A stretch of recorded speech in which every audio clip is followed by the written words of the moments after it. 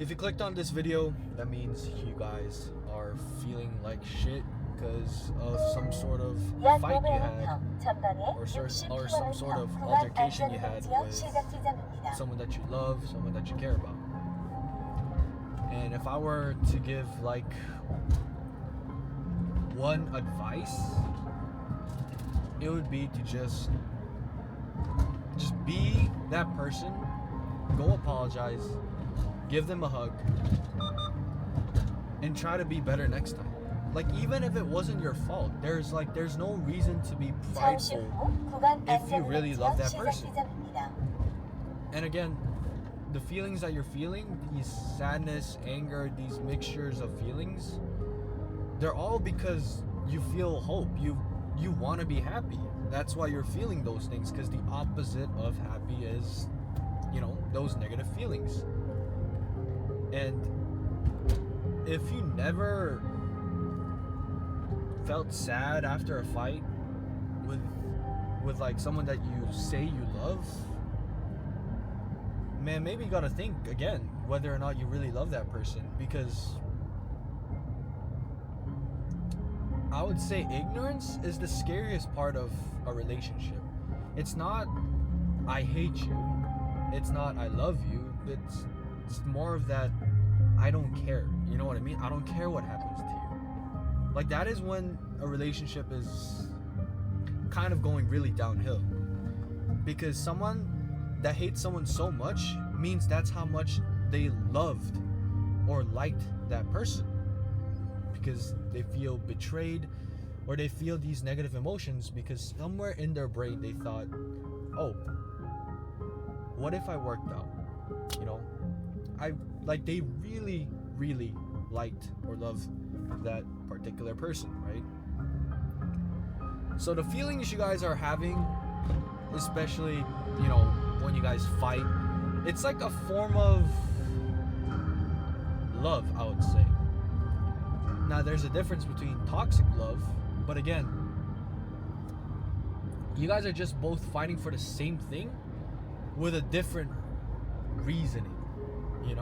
You guys both want happiness, but there's always that little bit of pride, and it's okay to have pride, right? And sometimes that pride turns into something that destroys a relationship. And so, if you're watching this video, I mean, you gotta just give that pride up sometimes, man. And it's gonna make you happier. Now, I'm not telling you guys to be stupid and be like used all the time, apologizing all the time when you didn't do anything wrong. But you'll know when you found someone that you truly love, and you'll know if you find someone that really loves you. And if this is like a problem issue within the family, there's no doubt that you should always just be that guy to apologize first. I mean, especially when it's like your mother, right? She carried you for 9 months just to give you a chance in this world, regardless of how it ended up, right? So there's no reason to argue with her. Like, if she says 2 + 2 is 5, it's just fucking 5, man. There's no need to wake up the next morning and remind her every single time that it's 4. She lived long enough to support you. She lived long enough to make you happy. She lived long enough to bring you into this world. And why are you arguing about like things like that? Like 2 + 2 is like a really basic example, but you get what I mean, right? Like, if she says color blue is yellow, yellow is the new blue, There's no need to fucking argue. And yes, I do understand your point. You don't want what if your mom goes out and she accidentally, or she just tells her friends that 2 + 2 is 5. And I get that feeling that you don't want your parents to, you don't want them to be embarrassed. You know what I mean? But they've lived long enough to know what works and what doesn't. And again, if they lived for like 30 plus years believing 2 plus 2 is 5 and they were perfectly fine, like there is no need for them to change, you know? And usually these like little fights, they come because of caring, and I understand that that's a good thing, right? But try just changing that view a little, you know, be more understanding. And here's my other point. If you're good enough, right? If you're so great that you can cover those mistakes, right? Those bad sides of the person you love, that should be your ultimate goal, your ultimate endpoint. Like it's like you don't, instead of telling what's right to your loved ones, show them what's right, you know? And even if they don't listen, become so great that their mistakes are just gone, you know? Like if money is a problem, right?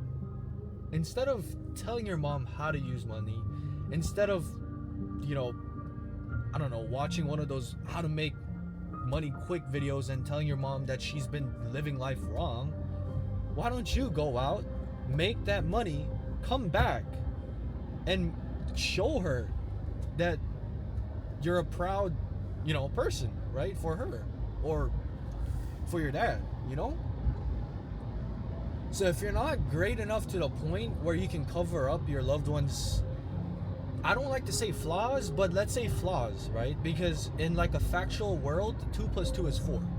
But let's say that you're great enough, right? Then you won't even feel bad. The reason why you're feeling bad is because you want the best for them, but you're not good enough to cover up their mistakes. You know, one of the biggest reasons why, you know, parents always try to like, you know, tell you something's wrong, even if you've done it, like, you know those times where you like, you know, wash your clothes, do the dishes before your parents even tell you. Like, the reason why they still repeatedly tell you that it's time to do the dishes, time to clean your room, even if you showed her that you did do those things in the past, it's because they're worried, right? The one thing that they don't have that you have is time. And time can't be bought with anything. And the world isn't all about money. You know what I mean? If your parents really could, they would give up everything just to have more time with you. You know? So don't push your parents away when they, you know, have the time and opportunity to be with you. There's no need to do that, you know? And so, relating back to the point, parents usually fight with their son or daughter or their child because they're afraid that if they're gone, their child might be in a bad state. No matter how great you are, a parent's mind will always be of worry. And that's a good thing because it shows how much they love you. And again, I know, you know, every family is different, but this is just one of those examples because we're trying to talk about being that one person that can take their pride down, apologize, and try to do their best to make a happy family or relationship, right? So since you have time, focus on the things that you need to become great enough to make other things so minuscule that those problems are just irrelevant, you know? If right now you lack money, focus on making money. Don't go around telling your like loved ones saying, oh, that's the wrong way to make money, you should do this, you should do that, we should do that. No, you make the money, come back, show them, provide for them, and you'll be much happier. And there's not, like, you won't need to argue because you are good enough to take care of them. So essentially what I'm trying to say is, right, like,